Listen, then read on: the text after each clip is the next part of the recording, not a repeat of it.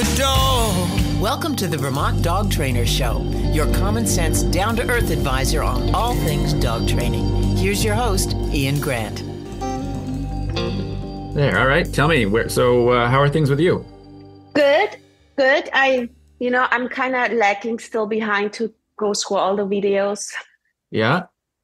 And I've been walking the dogs separately, which they walk better when they walk in separately, obviously. Yep. But how would I think it's going to be a long time before I can even start at least walking two together. How would you go about it? I always want to make it so the first one that I'm walking becomes just about seamless before I add the next one. And so the way that I used to do it was when I was doing this out of my house, the ones in my left hand were all the good ones for me. Okay. So I'm strong. I throw with my left hand. I'm very left-handed in many ways. So that's kind of my stronger hand. So I always looked at it like I know at some point that's where I can take a lot of dogs compared to just the one I'm dealing with on my right. Mm-hmm. And so whatever hand that is for you, just make it seamless with that first dog. And then when there's one on each side, I would put the new dog in your stronger hand. Okay. Just because then you're going to feel more confident that way. Okay. And the other one that does well is in your weaker hand. Okay. And I just go from there. And then once like those two become seamless, then they both go into my stronger hand and the next dog gets into my weak hand again. You see? So I kind of shifted up a little bit. Doesn't that confuse them on which side to walk? No, I don't believe so. I really I think once you get rolling with all of them, they're going to find their favorite spot to be. Okay. Like I used to have my dog named Maddie was a big black and tan coonhound mix, and she was 90, 100 pounds. I always used to call her my guardrail because she always wanted to be on my left hand side, and she wanted to be the outside of all the dogs between her and I. And so if a dog tried to sneak around her on the left and go on her left, she'd sneak around and go further out to the left. So she did not like dogs on her left-hand side. Okay. But that was her spot, So you say instead of struggling with manipulating the dog, I had that issue with my border collie mix until I figured out she just wants to walk on the right side. And once I did that, I could walk. But my problem is just here, I don't have sidewalks. I have deep ditches. And cars are not very, how people are, they're not very nice a lot of times. Yeah. So I always feel more comfortable if they're on the side of the ditch in case somebody tries to take me out. Right. Yeah. But. So look at it from this point of view. Anytime there's a car coming, I want to be able to switch all my dogs to be on the opposite side of me. So I'm in between the car and the dogs. And then as the car goes by, once the car has gone by, then I resituate. Okay. Yeah. So, okay. Because I figured it would be a lot easier on me. I think there's especially Radley, I don't think he wants to walk on the left. He may, try it. He may not want to. And so it's that, you have that tuck and pull and all that, but okay. Yeah. And then my other question was, because you pointed it out last week, that you never have three dogs playing together. Yeah. But I cannot get another dog, because I could technically, but because my fourth dog doesn't really, because she's so much older, she's about 12. Approximately, and they are like about 2, so they're not playing, Yeah. So it's sometimes with this 3, it kind of gets rough. Yes, because one always gets overwhelmed. It's getting picked on. Yes, and that's usually, But how do I fix that? Typically, and this is just from my experience, with daycare and then my own dogs, there's always two dogs playing around with their heads. Their heads are close to each other. And then the third one is either kind of coming in like a little, like a sniper, Yes, and more exactly. of like jabs either towards the head or the body or the back feet. That's the one I slow down because I feel like that's the third wheel that has come in to just be a part of it and not play appropriately. Okay. Yeah. Okay. Yep. And if you have to put a leash on, you have to put a leash on. But that's the dog I'm addressing first. Okay. And the other two can keep playing. And their intensity might even come down on their own too. Yeah. Okay. So I need to watch that. I mean, it's not always 100%. It's just not possible. Sometimes you just let them out, Absolutely. It's just, what is it? Okay. But I feel like that's one of those situations where the more that you work on it inside, the rule starts to shape outside. Just because they understand, like, that's not something we're supposed to do. And so the more often you address it inside, I think it's one of those things that'll just kind of slowly dissipate, if you will. Yeah. Okay. Yep. So I'm still catching up. It's a lot. Yeah. It is a lot. I don't know. It's a lot, but I have learned a lot. Good. And I know I guess I got week 12 but since I had 2 weeks, so I'm still on 2 weeks of calls. Yeah. Okay. Yep. That's really all I wanted to know for today, really, from you. Okay. That's And remember, you have all this material too still, Jana, right? It's not going anywhere. It's all yours to keep. And so, yeah. Because some needs to be back revisit. I just try to focus on one thing. Yeah. Because it's 4 dogs. It's 3 dogs. It's a lot. And the newest rescue, he's finally coming into a space because we have him for almost 4 months. So now he's in. Yeah, he's in. Yep. So. Yep. And then I just wanted to know, you threw out Caesar Milan a few times. So have you worked with him, or did you went through a course through him, or how? So I actually went through his course in January of 2014. It was a 4-day course. And then in October of 22, I was invited out to work as a part of his support staff during the workshops, which is usually one of 3 jobs. One is like setting up or taking down the stage for, the workshop, the kennels, or just kind of handling the water stations and whatnot around the grounds of the dog psychology center. So I did that for almost a couple of years. And then this past year, I got asked to basically be the supervisor of the support staff. So now I have that role out there now. So. Oh, that's kind of cool. Because you referred always to him. So I was wondering, because I have a friend who watched literally every episode of the Dog Whisperer. Yep. So he's like, and that was the friend that also watched Radley.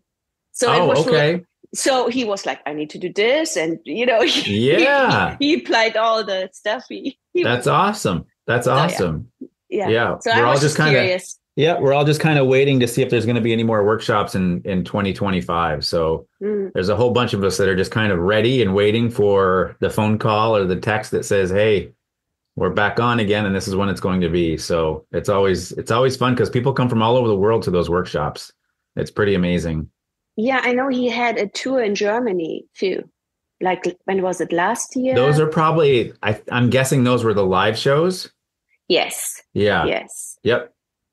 And because I also watching the kind of like the German counterpart to Caesar Milan.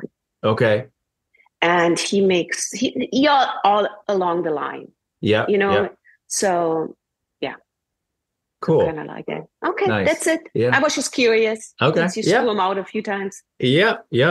I mean, I will tell you, I was home for the holidays. It was 2004. And my dad was flipping through the channels, and we turn on an episode of the Dog Whisperer, and then I haven't looked back since. So I was hooked since then, and have been. It's pretty cool. I mean, that's 20 years ago. Wow, 20 years ago next month. I know it's kind of, I don't feel that Wow. old, but I guess I am. So, Yeah. Yeah, it's pretty insane. It's been that long, but mhm. yep. Cool. All Okay. right. Good. Thank you so much. You're very, very welcome. Kirsten, you Oh, free?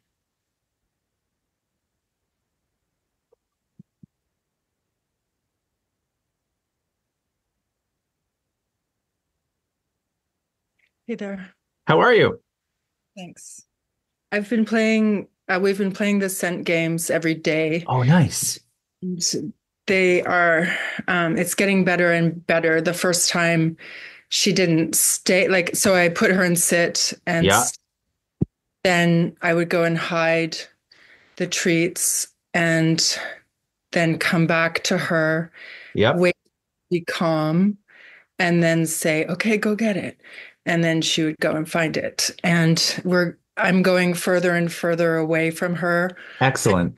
And now when I say stay and I'm like, stay, stay, stay, she's like, oh, come on, I got this. Yeah. And so about that, as a side note, I am really interested in the body language info that I would like to get from you as Okay. well. I wanted to ask you just ideas of how I could develop this to become not necessarily that she finds food, but that she would sit and stay and then maybe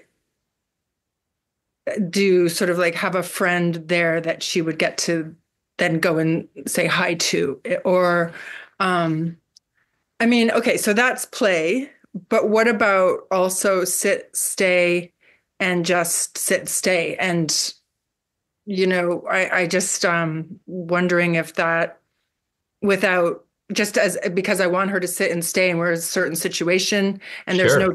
there's no reward. Yep. But obviously when she's done, when it's done, I would reward her in some way. But just thinking about like how I can develop that. Is So I that think, go ahead. What was your question?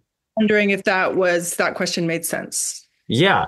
I think what you're asking is you're doing it during play and you're doing it during Ascent games. How does it apply to a real life scenario, basically? Is that kind of what you're asking? Mm-hmm. Yes. Yeah. See, so the beautiful part about doing this during play or even during a scent game is that you're working on it with her already stimulated. So now that's not to say that when her best friend comes over that everything goes out the window because you may not be there yet because you've just, hasn't been that long that you started this. But in the context of playing like with the soccer ball, right, where she was super, super happy about it, is those times where she's kind of like looking at you or looking at the ball. That's when I would put her into a sit, tell her to stay, wait 3 seconds, Kirsten, and then say, okay, and kick the ball. Right. Yeah. Okay. So you are getting those communication lines open while she's super excited. Yeah. Right. And that's, I think, one of the big missing pieces that we have as dog owners is that we can all communicate with our dogs when we're snuggling and when we're calm and everything's great. But can we talk to each other when they're wound up a little bit? Can they still listen? So in my opinion, if we don't practice that in a beneficial way, then how would we ever have it happen regularly when the time comes? Mm-hmm. Mm-hmm. Yes. So So that work on is with the ball and have her sit and stay and yeah. And if you think about it too, like with the soccer ball scenario that I gave example, there's nothing in the world she really wants more in that moment than to go after that soccer ball again. Mm-hmm. So that is the ultimate positive reinforcement for her. So we don't need to give her a piece of food for a good sit and stay. We don't need to give her a pat on the head. Nothing. She just wants that ball. And so just tell me what you want me to do. I will do it. And then I get to go get that ball and I get to chase that thing around for a little bit. That's her joy. So if you can control that, Kirsten, around there, and I would only start with like a 2-second sit And so here's the other thing too, Kirsten. I want you to treat it so the sit is the stay. Right. So it's basically that you're saying, hey, because I put you in a sit doesn't mean that you can get up. So in other words, do I not say stay? Correct. It. Yeah.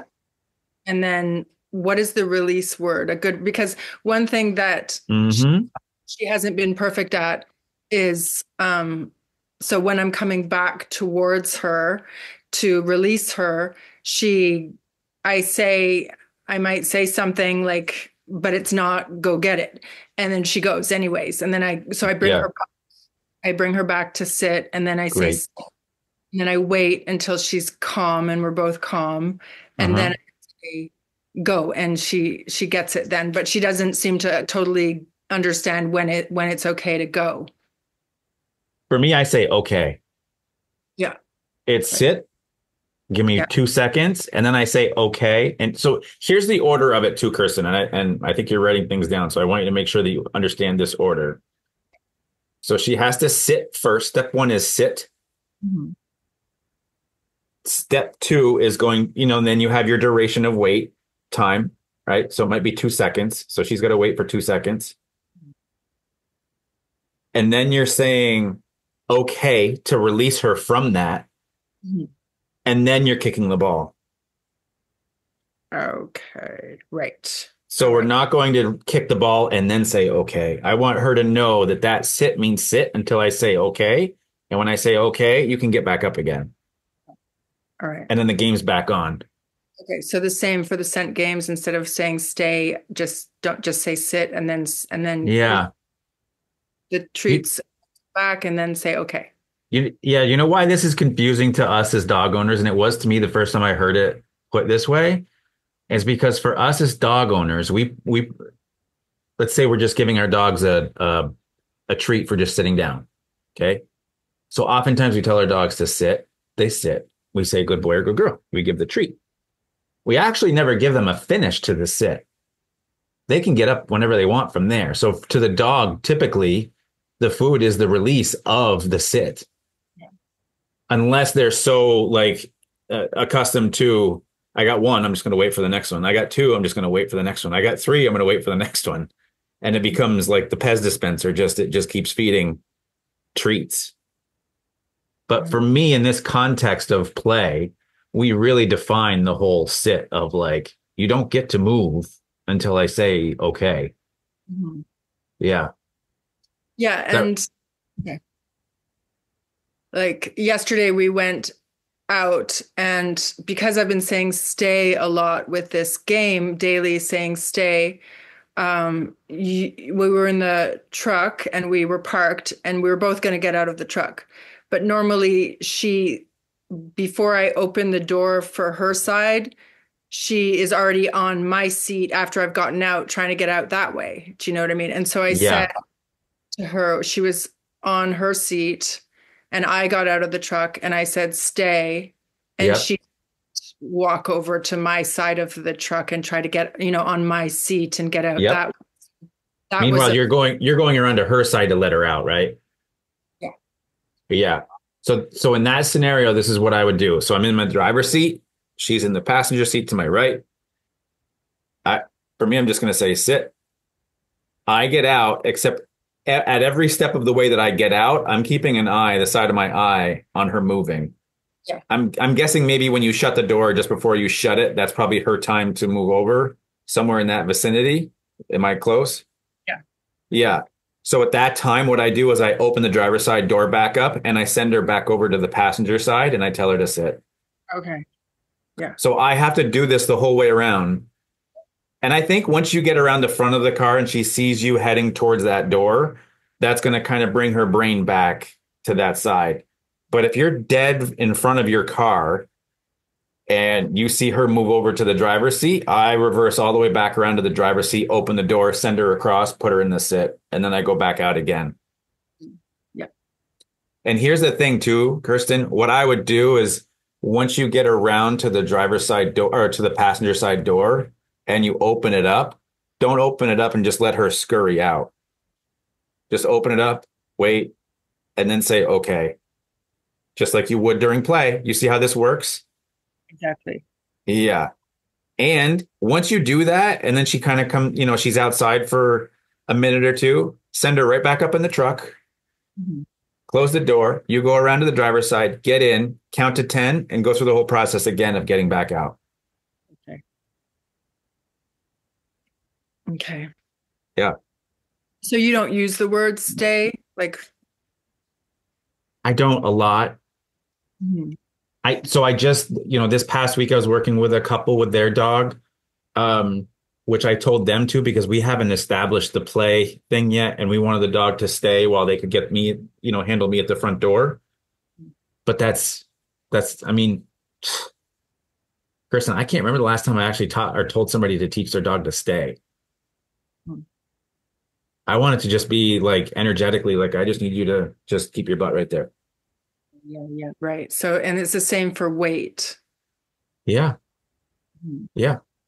Look, I'm not saying don't do it with your dog. People have been doing it for decades and centuries. I have zero problem with it.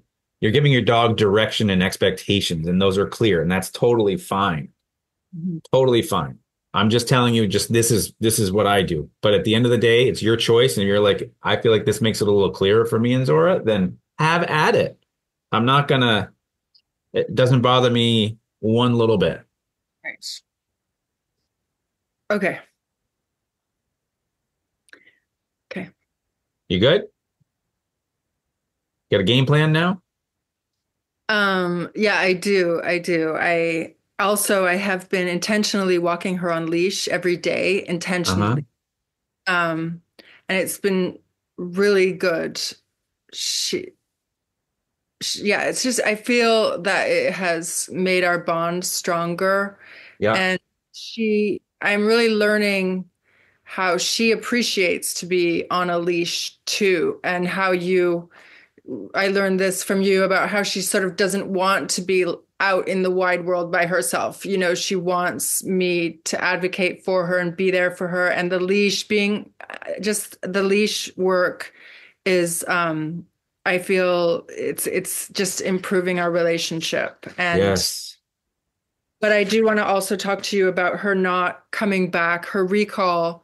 She comes back, but she always comes back, but in her own time. So when she's not on leash. Yeah, when she's ready. Yeah. And Yep. that was something that I wanted to ask you about. Okay. I'll come back around and we'll talk about that next round. Okay. Mhm. Thank you. Okay. Yep. Miss Tali, you're up next. Hi. How are you? So this last week has been a very high stress work week for me. And Okay. I had a lot of tension, and I've tried to be conscious of this because I started seeing her behavior change. Ah, So she's obviously feeling my stress. yep. And so and she hasn't done this since I don't know how many weeks it's been. Like most of the time we've been working together, right, Ian? Where Yeah. remember when we first were working together and I was telling you she was like on my lap all the time when I was working, like she just felt she needed. So some of those behaviors have started to come back over the last few days. And Okay. I know I'm the problem. I know that my tension, like my stress has been high. I've been trying to work on it. But then yesterday, I don't know if this happened last night or this morning or when this happened, but she had an accident. Well, I'm not sure if it was an accident or I'm going to show you.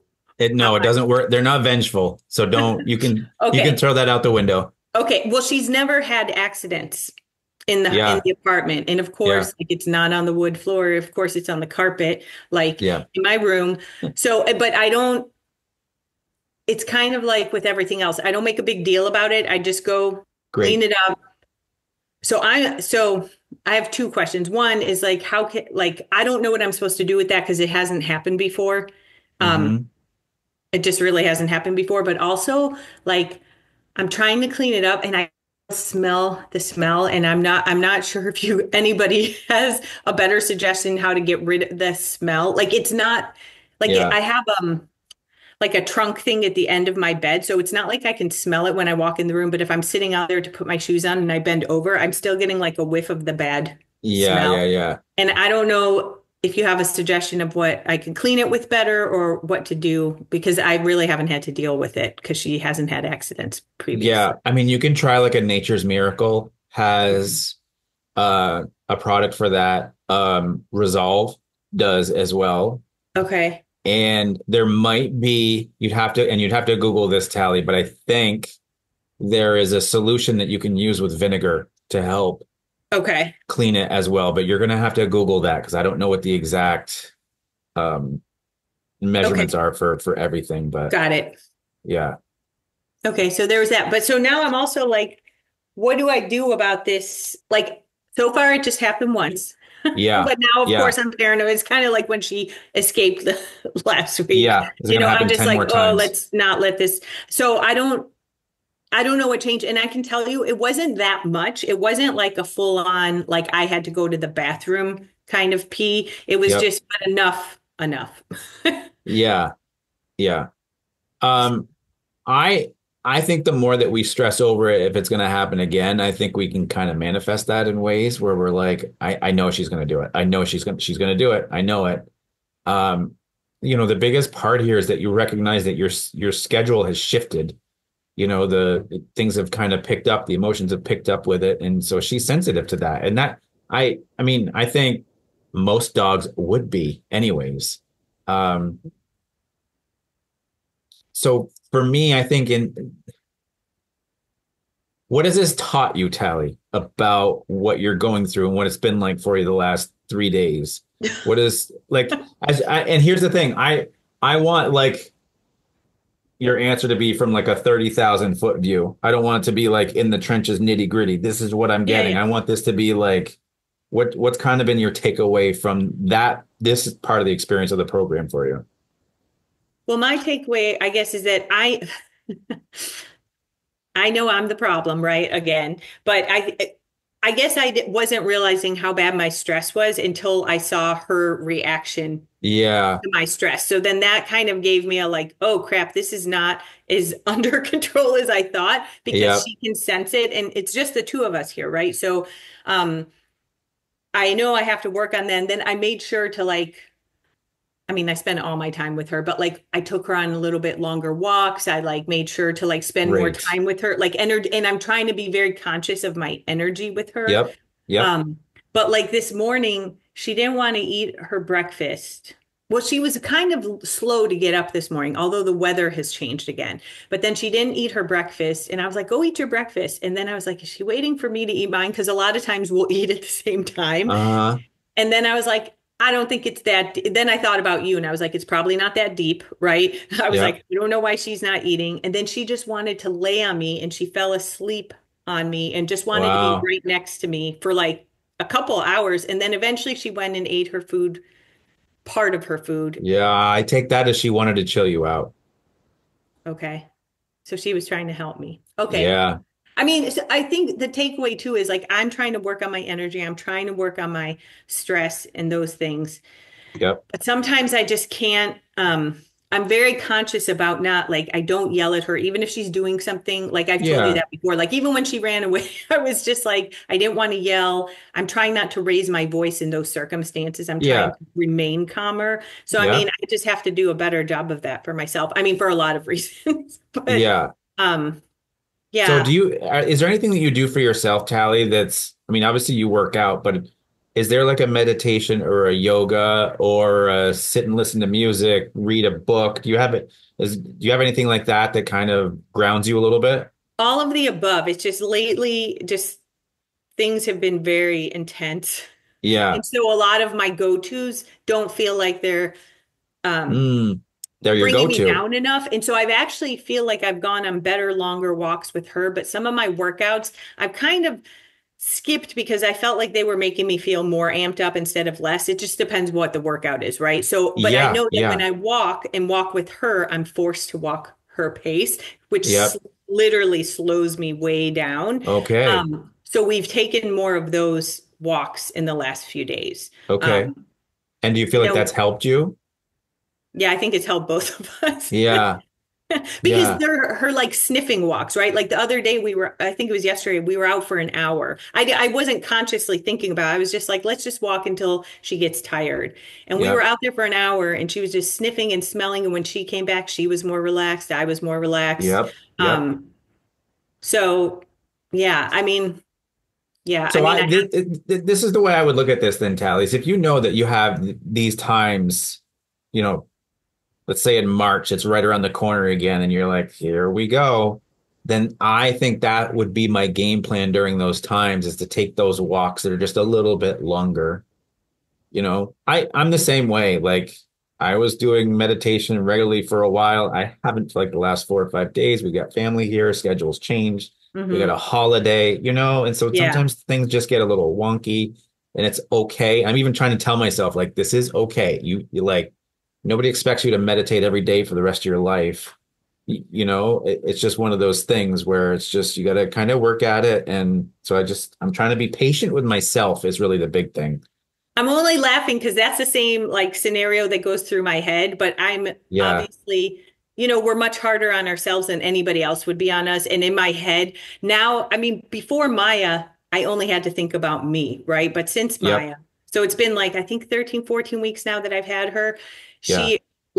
She's forefront in my mind. So even if like everything I do, I'm thinking about, well, how is this going to be for Maya? How am I thinking about Maya? And I don't think it's a bad thing, but I actually think it forces me sometimes to to force myself to calm down Yep. a little bit Yeah. because it affects her. Before there was nobody here with me, so it didn't matter the same. Yeah. Um, Yeah. but yeah, so I heard somebody say, our voice is the one voice that we hear the most. yeah, And I was like, oh yeah. Oh, that kind of hits, yeah, it kind of hits. So, but look, I want you to understand that, when you say you're the problem, I don't consider it being a problem if your intentions are 100% in the right place, which I feel like every time we have this conversation, you are 100% in the right place with your intentions. And so I don't think we can blame ourselves for doing what we think is right. You know what I mean? I do. I do. Yeah. It's just that usually, I mean, like she's just doing her dog thing. It's just, Yeah. and I think Kirsten was saying something about this too when you were giving her some feedback. I think the hardest thing too is because I have you in my head when I'm thinking about these things, and I'm like, I have to slow down. It doesn't matter what the situation is, right? I have to Yeah. constantly repeat what I'm doing, and it's going to take a lot. Usually it takes a lot longer than I think, and it's not going Yeah. to happen in a day. And it's Yeah. like the door thing from last time. I've been practicing that because I told you she was like, so she seems to understand what I want now because sometimes she rushes to the door and I just stand back a little bit and then she Yeah. looks at me and looks at me and then she like circles back around, sits next to me. And Excellent. not every time, but it's definitely starting to happen. So I'm like, oh, progress. But I mean, that's Yeah. been a long time coming. So Right. Right. yeah, But that's good. And you've come a long ways too. I mean, yeah, what I week are forget you that on? part. What week are you on? I think I'm on like, so if I've had her for like 13 or 14 weeks, that must mean I think I'm going into week 12 or 13 or so. I think I'm Okay. getting close to, oh no, that means I'm close to the end. Yeah.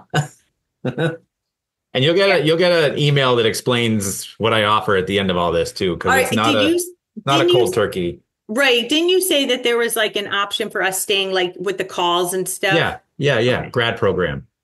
Yeah. Yep. Yeah. I'm Yep. not ready to be done with this. We're That's not okay. done. We need like Yeah. summer school Yeah. or something. We're And still that's going. all right. That's all right. All right. Thank you. You're welcome. Jana, anything else? No, you're still good? Okay. All right. Kirsten, back to you if you want to talk recall.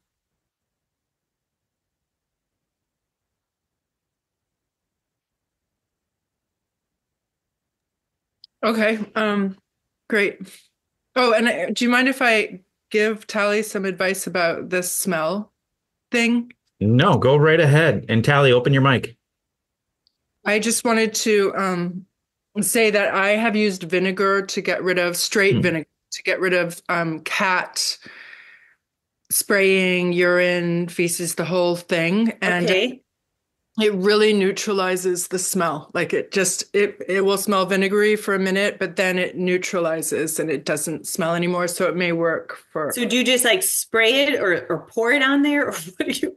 yeah, dump it on, wipe it up with a rag, and even put stuff in the washing machine and use vinegar instead of soap in the washing machine. And that will also, if it's on a blanket or something like that. Oh, good to know. Thank you. Yeah.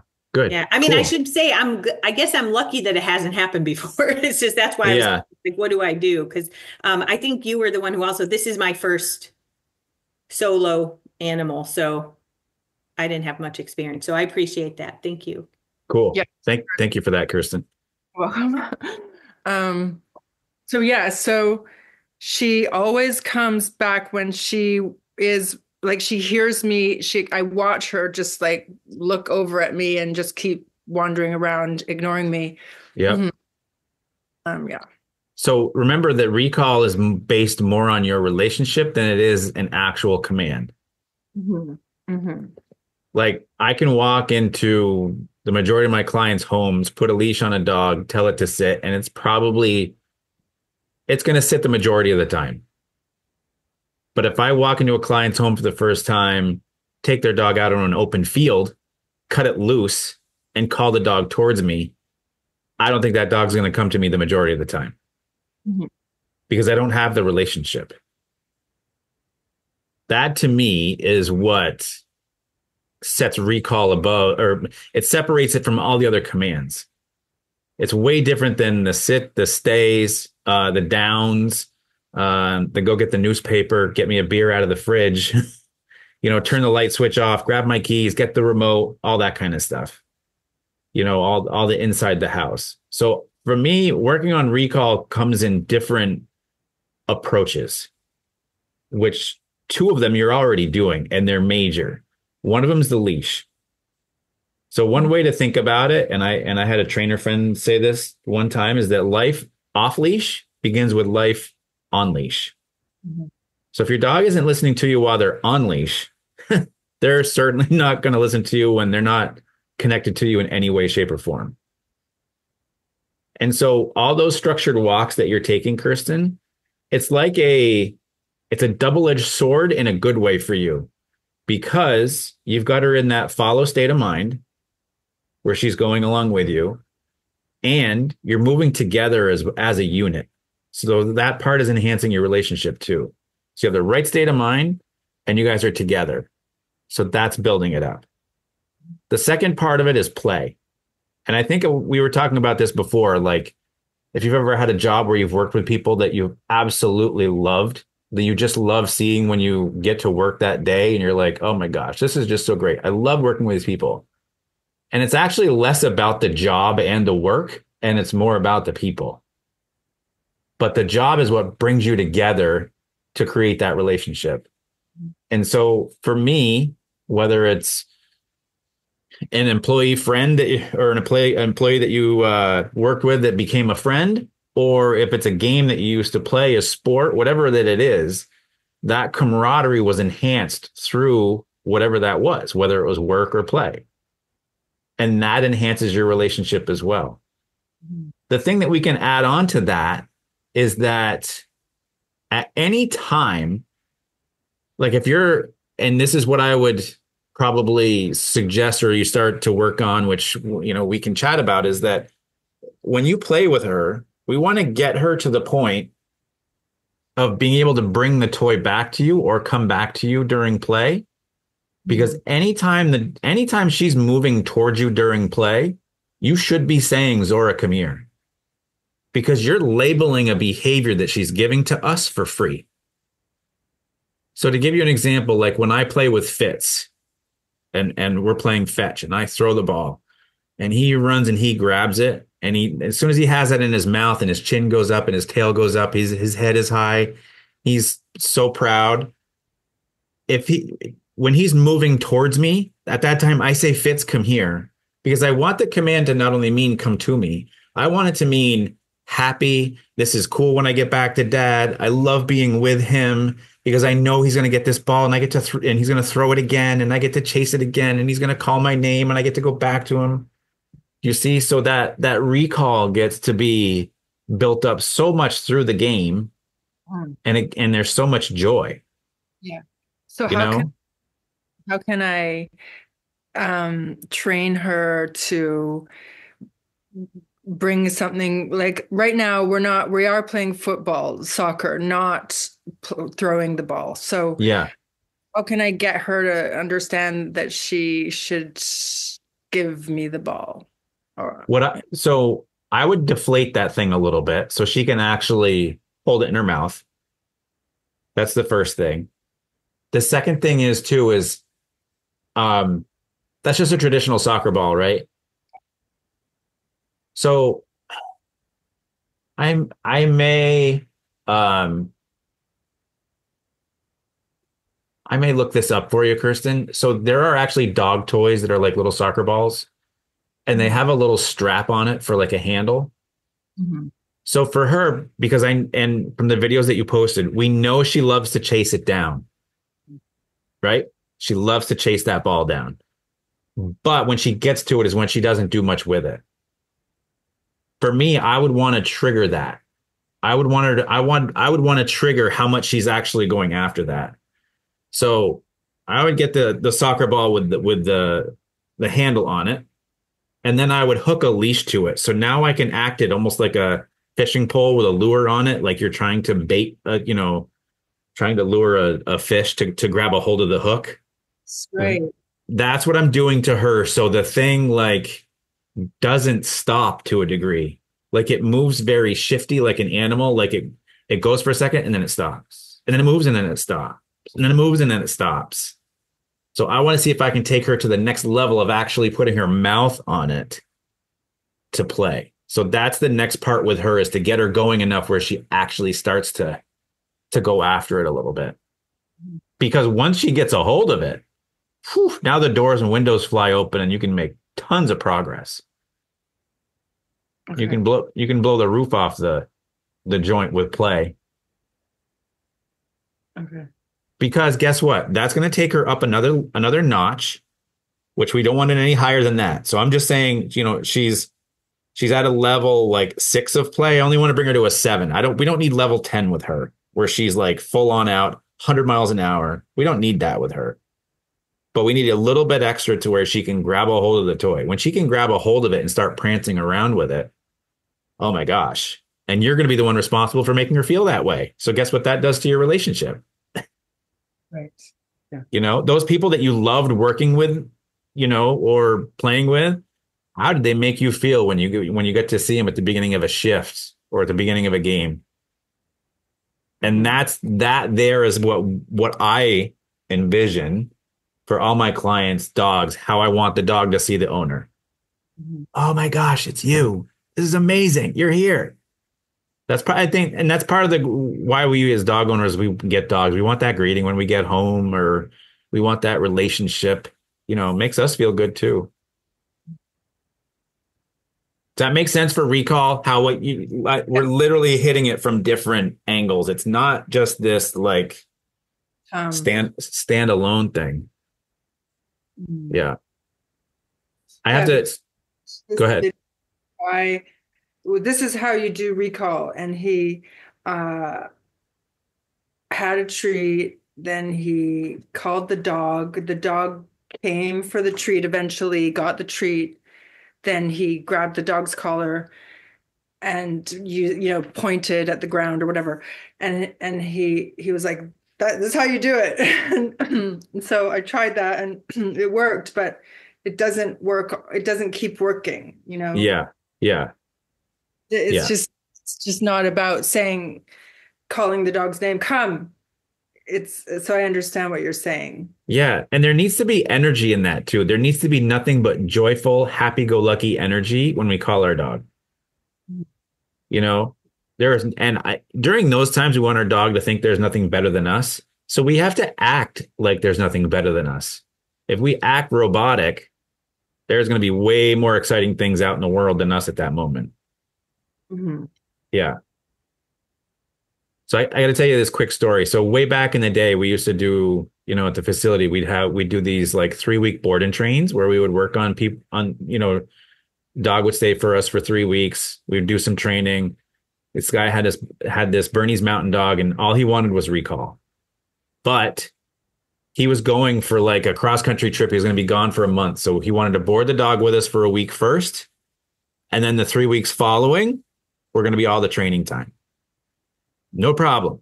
We actually got started a little early on the dog because he was just a super dog. We might as well let's just get some extra sessions in. So we work on recall with this dog for 3+ weeks. The guy comes back. One of the strangest things I've ever seen happen. And I tell this story a few times a year. That guy gets there. I bring his dog out. The dog looks at him and walks in a different direction after not seeing each other for a month. Now, can you imagine if our dogs didn't see us for a month, how they're going to act?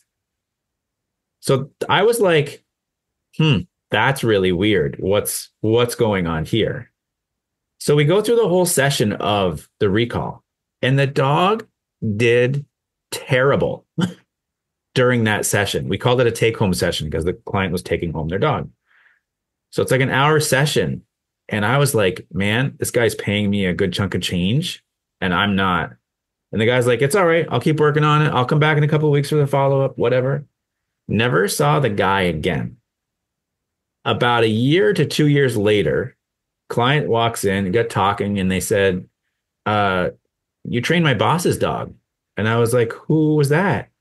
They told me who it was, had a Bernese Mountain Dog. And I went, oh, yeah.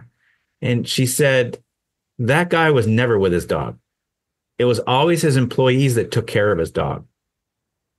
So there was zero relationship that he'd had, even though he was the actual dog owner that paid all the vet bills and probably fed the dog at home. It was the employees that took care of the dog the most. So the recall worked with those employees, the training that we'd put in, but it never worked with him. So that's what it comes down to, is the relationship. That, to me, when that happened, I was like, okay, this is more than, and this was, I don't know what year, but I was like, okay, this runs deeper than just this actual command, So yeah, I think that the story always kind of gives that a little like, oh, that does make sense. Yeah. Yeah. Yep. So what do you take from that? From, not just the story, but from the different avenues here and how we can work on it?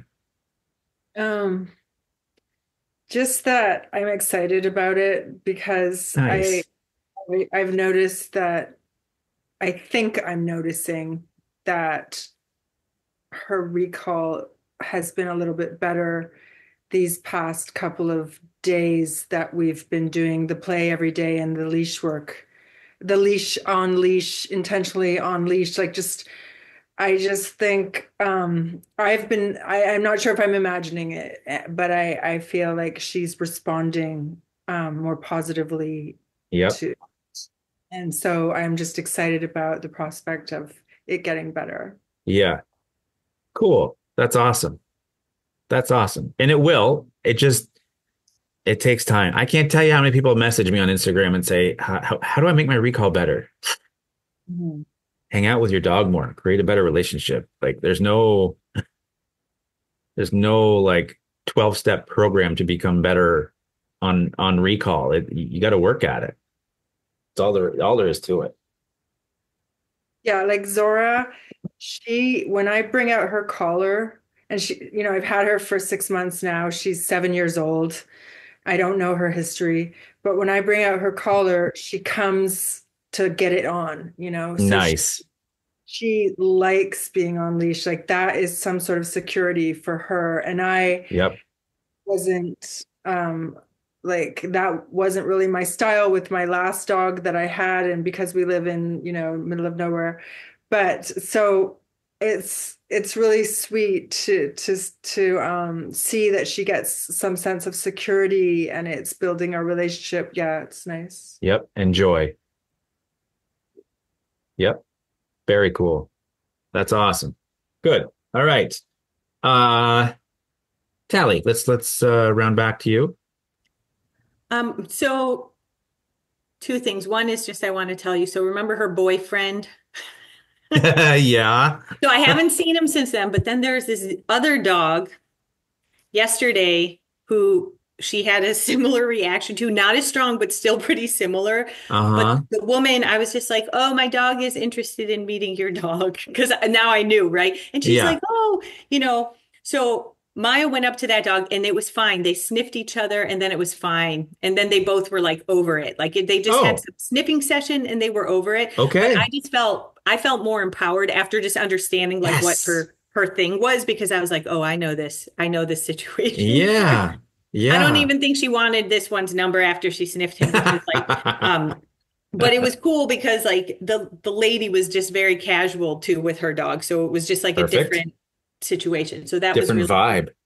I also realized I know where that guy, her boyfriend's dog lives now, because there's this place where I've walked by in the building and the dog, they let their door open. And so he kind of like peeks out over the Like the I don't balcony. know, the balcony thing, right? They're on the Yeah. ground floor. And when Yeah. she comes by, like the last time we saw him, and I didn't put it together, it was the same dog.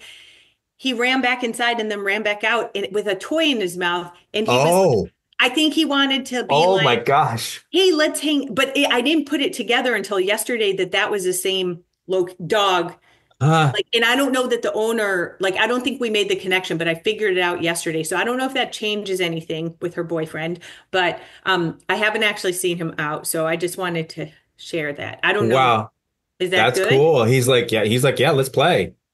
Yeah. But it was also like, let's play when I'm in my space and I can't get to you and you can't get to me, but maybe, I don't know. Yeah, but it's a great state of mind. He was He wants, friendly. I mean, he was like a friendly bark. yeah, yeah. So, but the other Uh, thing I noticed also the last few days, so I don't know if this has to do with my interview or if this is just something different. I told you how she's never chased stuff before. She was not really a runner except the one escape yeah, attempt. yeah. Sometimes when I'm taking her out now, she'll like all of a sudden she'll just be walking regular pace and then she'll like almost do like a sprint, like intervals, right? Like she'll do like a little sprint where she's going faster, but she's not Okay. chasing anything. There's nothing that she's chasing. Yeah. But so I don't know what that means, or should I be doing something different with her walks? Like, should I be?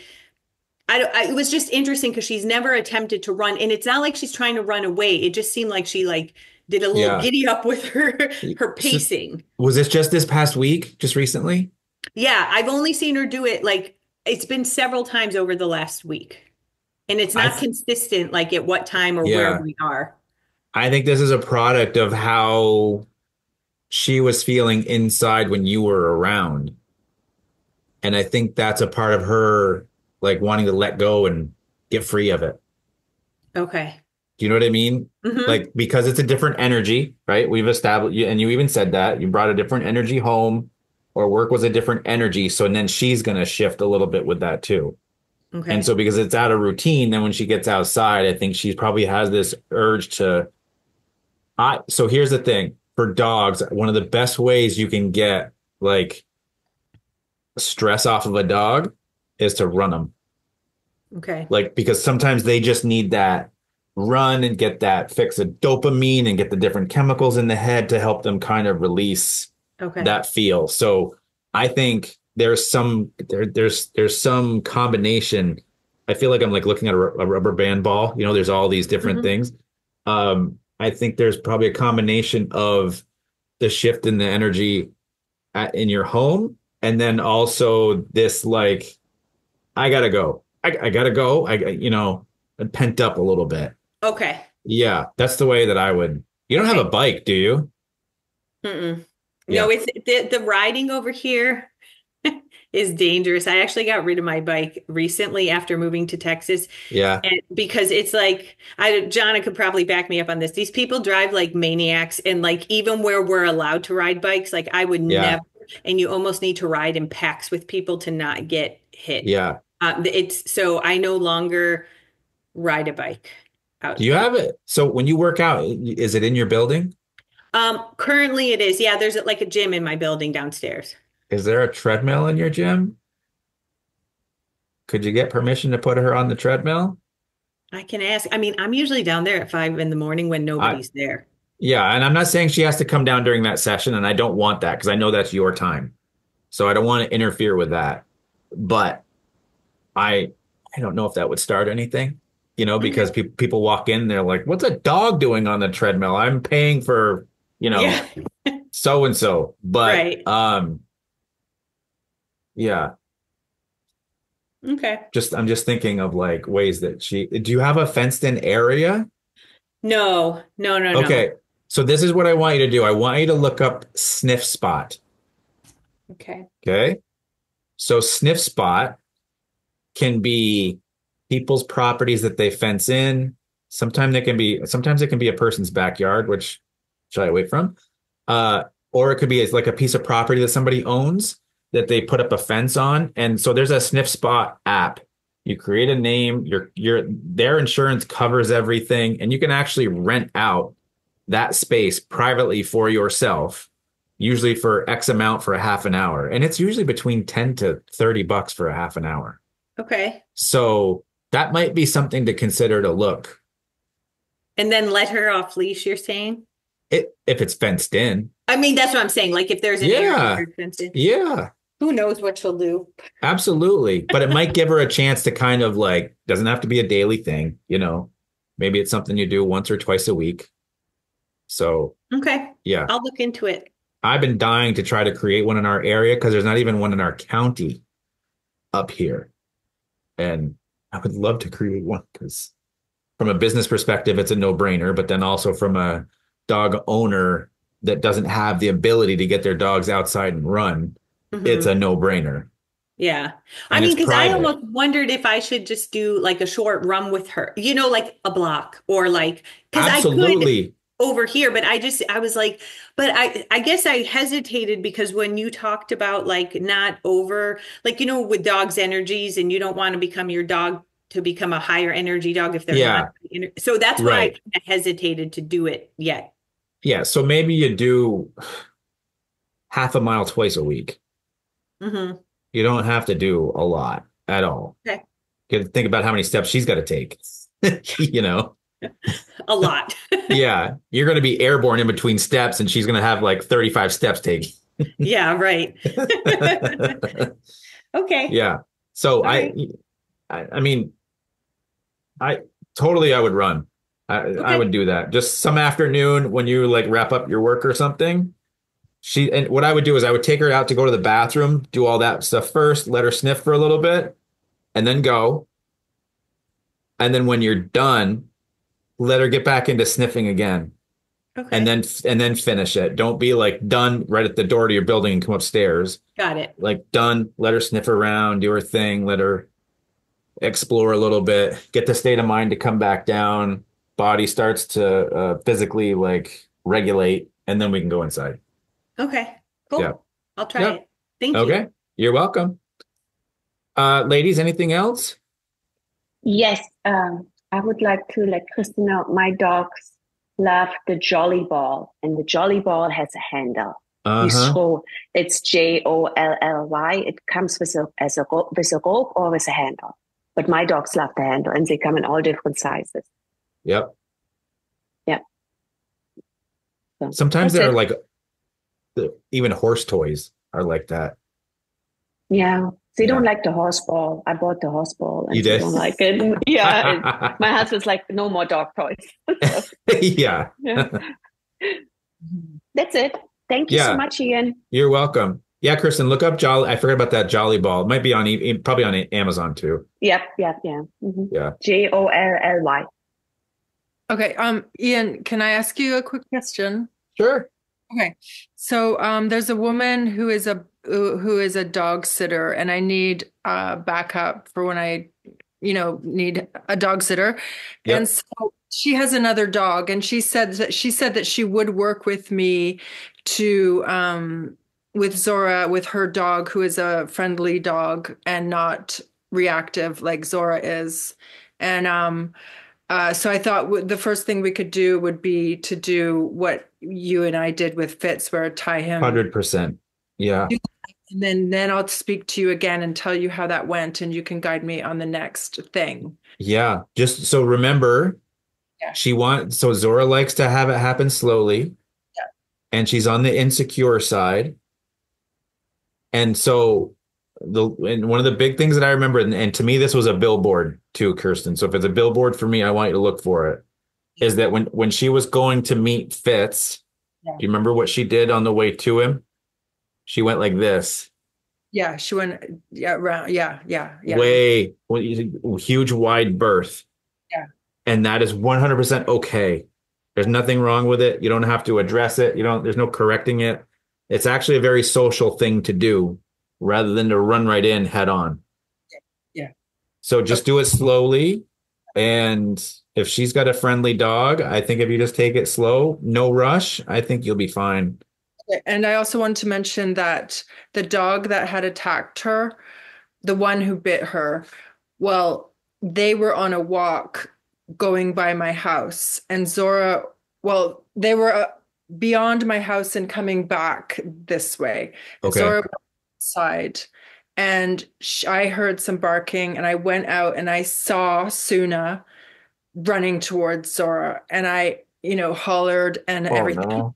It ended well, because what ended up happening was I don't know if it had something to do with my hollering at the dog, but Zora and the dog ended up right next to each other and facing each other basically, and nothing happened. Wow. That got Suna, she was like, come on. Finally, Suna came, and Zora was, she came, and it was like, so there was no fight. So wow. I just tell you that. And she was with the other dogs as well. The other dog, the two dogs that I consider to be pretty bullyish, they were together. And yeah, that's a big deal. So it sounds like it's more environmental, territorial, their behavior from before. I mean, they were barking and running at her when I came up, and they weren't listening to their owner trying to call them off. Wow. I was like, back off, Suna, back off. No, you don't, yelling. I don't know if that was the right approach, but and I don't know if that was what sort of made her not, attack Zora, or was it? Wow. Well, I'm glad that ended well. Oh my gosh. So that could have been another disaster. But I think as long as you take it slow, Kirsten, with the dog sitter, I think you're going to be fine. Okay.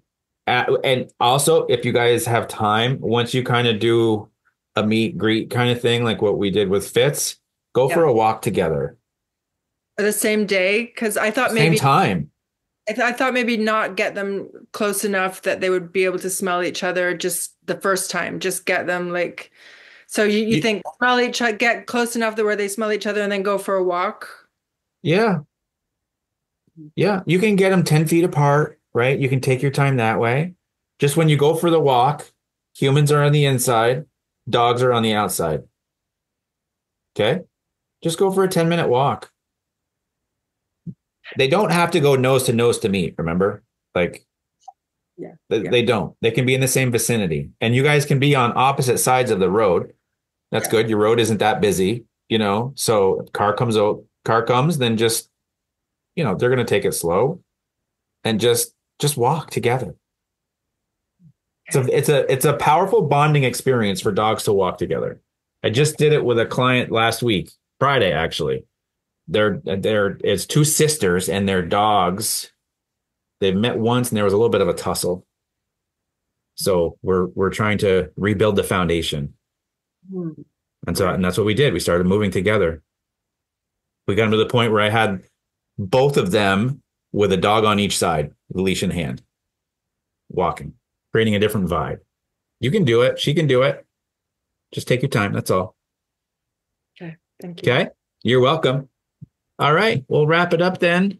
Thank you. You're welcome, Tali. Yeah, take her for a run this week and let me know how it goes. I'd love to hear how she did with it. Might really help her kind of loosen up a little bit.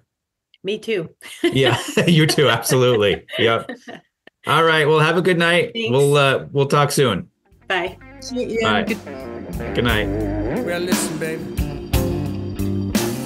You can keep your pedigree family. This rescue dog is through with you.